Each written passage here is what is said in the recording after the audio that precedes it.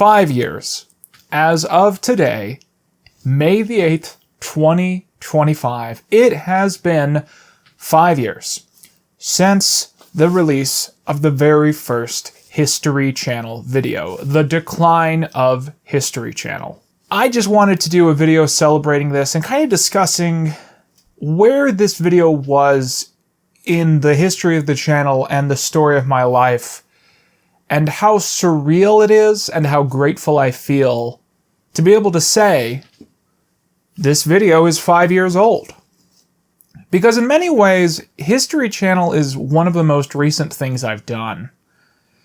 Because the iCarly project was essentially one video. You know, this was one of the most recent projects that I undertook, yet here we are, 5 years, half a decade. And boy, like I said, that's a strange feeling.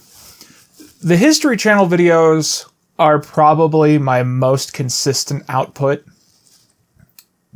I think it was about a month and a half that I made these, and they're all really good, really quality. There's a sponsor here, where I'm looking at a sponsor. So we'll just ignore that. The History Channel videos are a really weird thing to look back on because they're a little bit of everything, right? I do think it's the most consistent output I've ever done on the channel. You know, if you were to take any other string of videos that I ever made, 4 or 5 videos in a row, I don't think any would be the same quality as the full first 4 videos here. If we count the documentaries Lie to You, Decline of History Channel, That Time the World Ended, and Bad Nazi Documentaries. I mean, those are some of my best videos ever, and those came out right after each other, and that's crazy to me. In fact, I don't know how I would do that today. I don't know how I would make a bunch of 30-minute videos of this quality all in a row. And to do it within just the span of a few weeks, I think that especially, it just boggles my mind looking back. But like I said, History Channel's a little bit of everything. At the time, I was not doing well.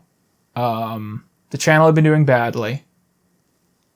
I was directionless. I didn't know what I was doing. I was alone.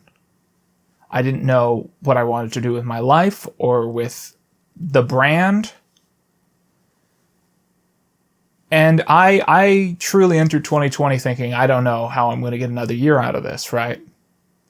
I didn't know what was going to come next. I didn't know what was going to happen. In fact, let me stop real quick and actually look at my channel. I'm curious what I did right before the History Channel videos. I think this will be important. I have a hunch. Yep, it's exactly as I thought. So, the couple videos I did before History Channel, these all did really badly. And it was a string of just about a year's worth of videos that really didn't do well. And so when I made that video, How Documentaries Lie to You, I had no idea what I could possibly do to get out of the hole. And then that video blew up. And I said, I gotta commit. I gotta talk about, do more videos like this because people are responding to this. The reason I wanted to bring up the videos that came out before the History Channel videos, someone in my comment section of, I think my last video, mentioned Back to the Future Beyond the Films as their favorite underrated Quinn Reviews video. I honestly forgot about this video while I was making that.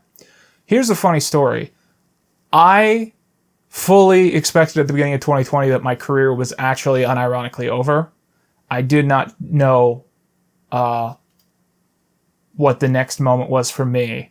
Back to the Future Beyond the Films, I specifically made as like a fuck it, you know? I'm going to make a video knowing no one will click on it. And I'm just going to make it for myself. And that's why I made that specific video, Back to the Future Beyond the Films, is because I said, you know, I want to talk about all the Back to the Future spin-off stuff. No one cares about this stuff but me. So I might as well make a video just for myself if no one's going to watch my videos regardless. And yeah, I mean, if you look at another video right before History Channel's, Quinn Reviews Fallen Titans 15. That's a very meta video because I always said I wanted Fallen Titans to be a 15-episode series.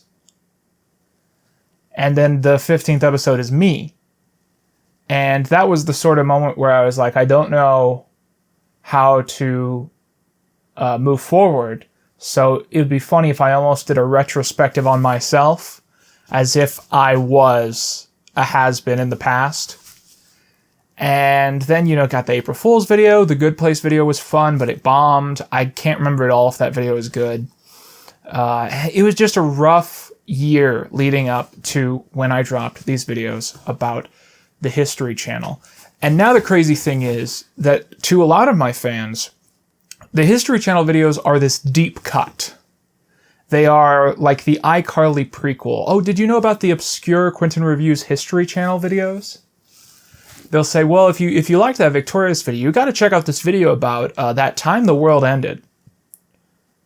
So that's the crazy thing, right? Is that the History Channel videos are an end and a beginning. They're the start of something new and the end of something old. There's something that feels recent and fresh, but also feels like a very distant memory. And so when I look at this series, I feel strange because I feel the History Channel videos, I've said it 100 times in this intro so far, they are a little bit of everything they could possibly be. And I don't know if that's profound or if it just feels profound, but damn, it's weird to sit here and look at this project and think 5 years ago I made this video. Because what you have to keep in mind is one of the weirdest things about finding success with the iCarly project is reconciling my anxiety that this is a temporary moment, that I found a fluke and that it's going to fall out from beneath me, with the fact that this era of success has lasted so much longer than the darkest of my days. I mean, at the end of the day, late 2018 to the start of 2020, it's a little less than 2 years, I guess. It's a little less than 2 years. And then 2020 to now is more than twice that. 2.5 times that. But it doesn't feel like such an eternity as those bad days felt. The days that were bad, the days that were hard, it felt like crawling through the Sahara Desert on my own. That's what it truly felt like. And it was one of those things where a month could feel like 10 years. But then when you're taking care of yourself and you're finding stability and you're doing well, time seems to move a little bit faster. Sometimes I think that's unfair. Sometimes I think that's really unfair.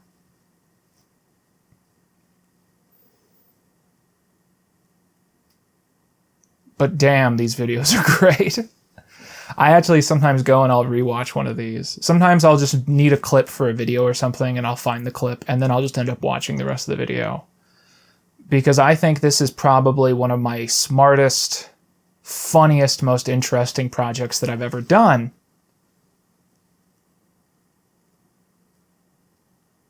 And I think it really set me on the path to something great. That's the crazy thing, is that everything great about my life, I feel like I can trace back to this specific video. And it just makes me feel like the luckiest man on the earth that I started, that in this moment, if this is my beginning, I started where I was and now I'm where I am. It makes me feel like the luckiest man in the world. It truly does. It truly does. Because boy, were things bad and boy, was I low. And people wanted me to feel hated, and I did feel hated. And I think that made me hate myself. And so to then experience this and to find, not only to find a new audience, but to find the version of myself that I was stopping myself from knowing, the version of myself that wasn't built off of the perspective of people who hated my guts. I mean, it's truly been one of the most beautiful experiences I've ever felt, and it's just the process of trying to be kind to yourself. Anyways, History Channel sucks, apparently. History Channel do be bad at times. Do be bad. They should blow that car up. Fuck it. I've got the actual videos playing in front of me. I didn't want to do a live reaction because I tested that out before and I felt like it ran a little too long.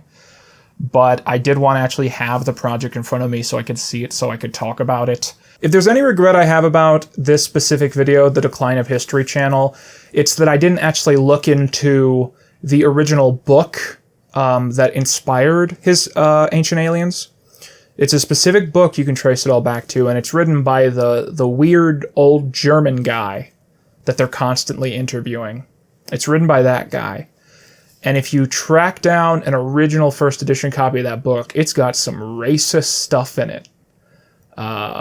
You know, some like white people were created by aliens as a superior experiment. That kind of racist shit. It's Eric von Daniken. It's that guy. And I think trying to make the case of the subtly racist undertones of at least the original main run of history of Ancient Aliens, it would have been so much easier if I had just found that book. The funny thing about Ancient Aliens, though, is that trying to find that narrative is difficult because I found that when you study like the last few seasons, they are truly throwing everything at the wall. They are saying anything is aliens, pop music is aliens, Jesus Christ was an alien, Bigfoot was an alien. But I feel that those first few seasons represent the actual thesis to the let's say non-grifter version of the Ancient Aliens ideology, where their perspective was, hey, look at these pyramids. How the hell did they do this shit?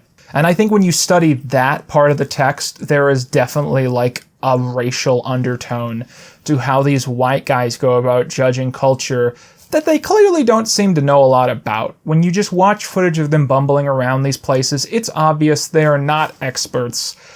And I think that there is a political undertone to that, and I think it would be ridiculous to pretend that there isn't.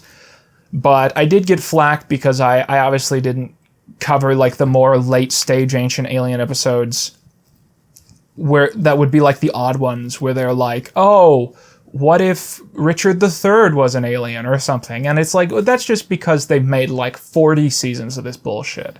I don't think it represents the actual original founding ideology of Ancient Aliens.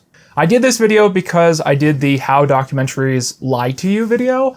That blew up and I said, okay, I've said this 100 times on the channel, but someone once told me when something works, when something blows up, you stop and you do that 5 more times. It's something like that, right? So I said, okay, I'm going to do that. I'm going to stop and I'm going to do that video 5 more times.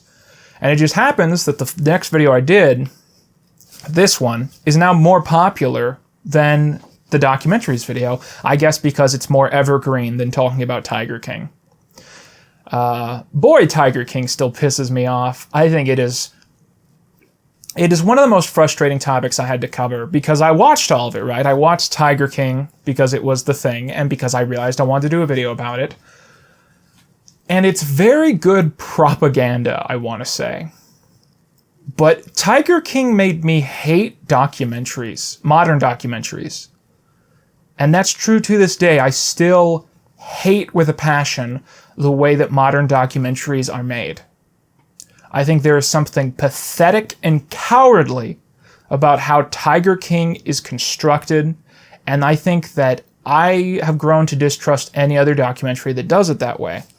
And it comes down to this. Tiger King has no Tiger King has no narrator. Tiger King only presents clips and moments, and that makes you believe that Tiger King does not have a bias. It does not have a voice. It makes you think that Tiger King does not have a creator, but there is a guy behind Tiger King. He just tries not to make his bias and perspective explicit to you. It's supposed to be something subtle you don't think about. And so I think documentaries should have narrators. And maybe that's a pious perspective, but I truly believe that. I'm an old Robert Stack guy. If you're going to come out here and try and tell me a perspective, especially a radical one, or one that is exceptionally dramatized, do it with your voice. Make yourself the perspective, because if not, you're just a fucking coward. That's how I feel about it. And as a YouTuber, there's a bias there because obviously I make videos with narrators. But, you know, I feel very strongly about this, that the fact that all documentaries have trended towards no narrator presentation. Like the fact that they made a new Unsolved Mysteries and it doesn't have a Robert Stack character, it's fucking bullshit. And of course, you know, sometimes there are great documentaries that do it this way. And I'm mainly kind of talking about documentaries that cover controversial topics, that cover, you know, crimes or this or that. Because I think when it comes to stuff like that, you should just come out and say, hey, I'm this guy, I'm looking into this. I think it's more honest and more engaging. But no, all documentaries have to be dramatized clips of them interviewing people. And I've kind of gotten out of order here. The reason that topic bothers me is because when I actually researched the way that certain episodes of Tiger King was presented and edited, I discovered that for like minutes on end, every person that they showed clips of would just be bullshitting. Or it'd be someone with amazing, like, this guy's been arrested for scamming. He's a con artist. Here's clips interviewing this guy's family who he disowned before he died. Here's clips interviewing a woman that got arrested for stealing money from the company that she's talking about. And it's like, holy fucking shit. Why isn't any of that bullshit in the documentary? And it's irresponsible. And there was a direct, I think, cause, you know, there was a direct kind of cause and effect there, where the internet was all up in arms supporting this perspective and that perspective because the documentary wanted you to get entangled in this who said what, is this true, who said this, I don't know. And I just think it's just so lame that's why I want to call it propaganda, because I think that it is dishonest storytelling to make something that is more sensational. And I think I hate Tiger King. I hate it with a passion. If you made Tiger King and you're watching this, fuck you, I don't care. And the fact that that documentary was even slightly influential, let's say, it pisses me off. I don't think that's the direction that documentaries should be headed. Anyways, that's just something I think about a lot when I look back on that specific video. The History Channel videos, I think, had been kind of brewing in my mind for a long time. And the way that this started was I said, okay, I want to talk about History Channel videos. And then I went, ooh, do you know what I remember about the History Channel? They had all those 2012 documentaries. I want to do a tangent about all those. And then I said, oh, obviously, you have to start with Ancient Aliens and end with Hunting Hitler, because those two things are different sides of the same coin, right? And then just as I started working on it, the History Channel stuff before the 2012 stuff was 35 minutes. And this is going to sound like a joke now, but at the time, I was so scared of crossing the 40-minute barrier. Because so many times I would make a video, and it would end up being too long, and people wouldn't click on it because it was just not short enough to eat their lunch with, right? And in fact, a lot of my earliest videos are like in the 50-minute range, and it was a purposeful decision to try and cut stuff down. And right after having an actual success with a 24-minute video about Tiger King, I did not want to just post an hour-long video. I thought it would be the incorrect way to go. So I said, you know what? Let's just split it all up. 3 videos in one series. And that's how I'll complete the promise of repeating a success after it happens to actually gain those followers. And that ended up being the smartest thing I ever did. One great thing is that the 2012 documentaries video talks about documentaries that were not made by History Channel, because now that segment didn't have History Channel in the name. I could do whatever I wanted. And it also obviously brewed this anticipation where I said, hey, at the start of each of these videos, I said, hey, new video coming after this, hit subscribe. And people did. And that really pulled me out of this rut I'd been in, you know, emotionally and creatively stuck in the mud for 2 years. And then just flirting with the algorithm in quite the right way, it all pulled me out of it. And I'm amazed by the Bad Nazi Documentaries video. Partially because it's really smart. I think it's one of the smartest videos I've ever made. Partially because it's really funny. I think it's one of the funniest videos I've ever made. And I'm very proud of the fact that I struck that delicate balance between actually talking about Nazis in a very level-headed, accurate way, and also telling jokes. I think that's a difficult balance to teeter on, and the Bad Nazi Documentaries video I'm very proud of. The weird thing about that is that we were in this era of YouTube at the time where a lot of YouTubers didn't want to talk about if they like Nazis or not. That sounds weird. And it sounds accusation-y. But what I'm saying is that we were in this era of YouTube where everyone was like, yeah, you know, everyone subscribe to PewDiePie. Where basically people said, I don't want to talk about politics at all. You know, I just want to make videos that make people laugh and get people distracted from the world. And I remember just thinking at the time, if you're a fucking Nazi, fuck off. I don't care. Like, if I have to have Nazi audience members to get to 10 million subscribers, fuck it. I don't need that. I don't need Nazis. Fuck them and fuck anyone who disagrees with that. Incidentally, a tweet was just shown in this video. So that tweet is actually secretly one of the reasons that I did this video. This is a story that I knew I wanted to tell.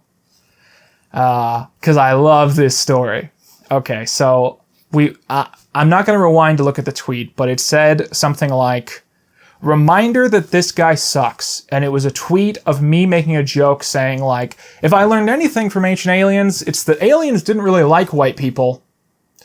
Because it seems like they never helped us with our shit. But they were helping everybody else with their shit. So I guess something about white people put aliens off.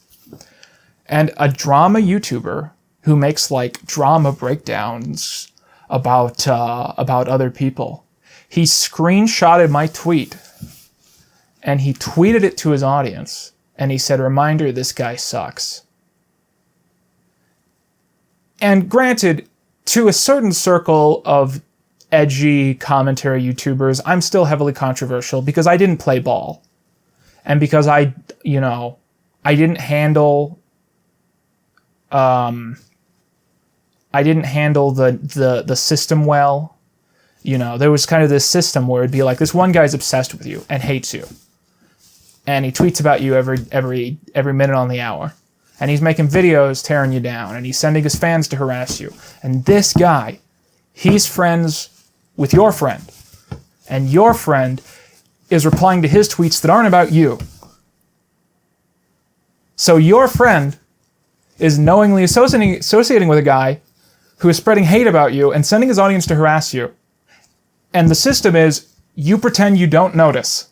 And you just keep playing nice with everybody. But I was a little fucking bitch, and I was going to call people out. And so I sent some fucking DMs. And I said, look, I'm not talking to any of you, because I'm fucking done with this. You know, I'm not going to be hanging around in this scene if the game is that I'm supposed to, you know, just act like that shit don't bother me. Because that shit did bother me. And to be honest, that shit would bother me a little today. I wouldn't confront nobody about it because I'm a little smarter. You kind of got to get to your late 20s sometimes to learn those life lessons. But there's still a certain clique of edgy video essay creators who hate my guts. And so this guy was one of those people. He hated me because he had heard through the grapevine that I didn't play ball and I wasn't a good friend YouTuber. And so he tweeted out the screen grab of me shitting on History Channel, and he said, a reminder, this guy sucks. To this day, I don't know if he's a History Channel fan or if he's illiterate, because there's 3 interpretations of him thinking that tweet reminds people that I suck. Interpretation number 1 is he saw the word white people and he thought that I was being racist towards white people. Interpretation number 2 is that he thought I wasn't joking, And he thought that I was actually saying that white people are superior, and that's why aliens didn't want to hang out with us. In which case, you go to the hospital, you've had a fucking concussion, dude. Interpretation number 3, which is what I ran with, is that this guy's dad works at History Channel. And, so he tweeted that, and this is a YouTuber who is still bigger than me, I think. And boy, his audience was like, Queen is done. She's a wash up. And here I was thinking, man, I got under this motherfucker's skin, man. I got under this with one fucking tweet. This guy's tweeting out that I'm the fucking devil incarnate, this dumb motherfucker. Reminder that this guy sucks. Fuck you. And so I said to myself, you know what? The documentary video went off. I'm gonna adapt that fucking tweet into a video. And I'm gonna show the tweet.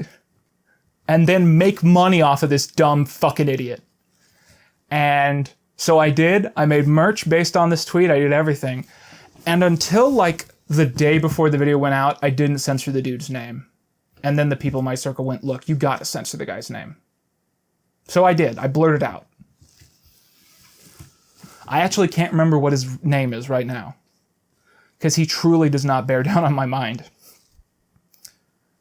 But I would be lying if I said that I don't think about that guy sometimes. And here's why. If you think about it, I owe my entire YouTube career to him. If you really sit down and you think about it. If it wasn't for him tweeting that shit about me being a bad person because I made this joke about History Channel, I would never have turned that tweet into a video, which would never have turned into a miniseries. And it was the History Channel miniseries that led to me doing the iCarly project. I actually first start talking about the iCarly project in these videos. That's when I came up with the idea. And I'm more than twice as popular as I was before I made this video. Today, I'm more than twice as popular than I was before I made this video. So I think about the fact that this guy not only made me a lot of money in merch sales. I mean, some of you really bought the aliens don't like white people shirt. It's a great coffee mug as well, by the way. But like a lot of you bought that stuff. Not only did I make a ton of money off of this dumbass, I'm more popular than I've ever been.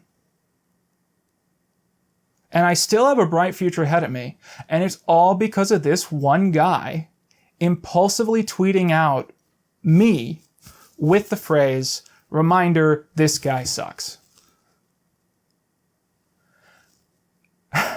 And I don't want to be... I'm trying to think of how to say this. I want to be mature, right? So I'm not gloating here.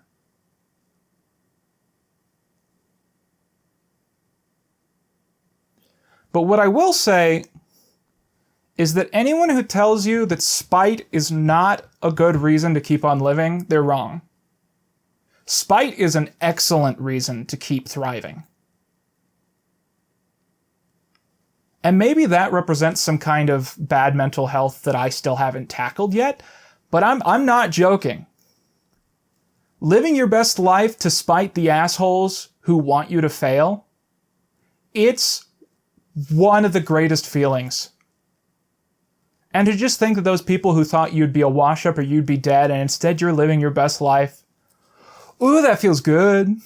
That feels real good. And so if you're at your lowest point and you're I've done this before. You do the classic thing where you try and think of reasons to stay alive. Just think about the person you hate the most. Just think about how mad they would be if you didn't die. Because that's a good enough reason. And like I said, maybe some people in the comments will tell me that's unhealthy. I don't think it is. Because when I think about that guy, and I think about the fact that he unkinked my hose and he saved my YouTube career. He made my YouTube career, because what I was doing before this video was a joke. No offense to the people who were there. But the main bulk of my success came starting with this video. So this guy unkinked my hose, and he set me free. And there are days where I think about him and I'm so grateful that he was such an asshole. I'm real grateful right now. It's a good feeling. I want to hop over to bad Nazi documentaries real quick. I'm just going to start it. It starts playing right now. This clip here is from a Natural History Channel documentary. I didn't watch it, but that's actually how it starts, so I had to track down that disclaimer. Like I said, I think this video is fascinating. First of all, I think this video is the punchline to the original Ancient Aliens video. There's a point somewhere in this video where I point out that there is this amazing parallel between Hunting Hitler and Ancient Aliens. Where Ancient Aliens is like, look at all these people from the ancient world. Look at these Egyptians. Look at these people on Easter Island. They were so primitive, I don't believe they could have done anything. And then Hunting Hitler is, look at the Nazi Third Reich. Look at Adolf Hitler. This was such a powerful group. This was such a genius, amazing man. How could he die? How could it fail? And together, that's History Channel. And I think that's the most profound twist I've ever done on YouTube. I don't know if you guys saw it as a twist originally, but I still believe in that fully. If you rewatch this video or you rewatch Hunting Hitler, all these dudes think Hitler was so cool. That's the thing that blew my mind. They all think he's so freaking awesome. And I think that's perplexing. I think that's kind of weird. And on May 2nd, Admiral Donuts. This video has probably my favorite editing gags, my favorite cutaways. Specifically, a lot of people are expecting me to say my favorite joke from this miniseries is Mo Howard, is the Mo Howard rant. It is not. My favorite joke from this miniseries is the cutaway of the weird buff guy at the excavation site for like what was supposed to be an old Nazi government camp or something. In the original edit of that episode, in the scene, he's studying everything before him, and he goes, I would almost want to segregate military artifacts, civilian artifacts. He says that, right? And so when I put in the video, I just cut it.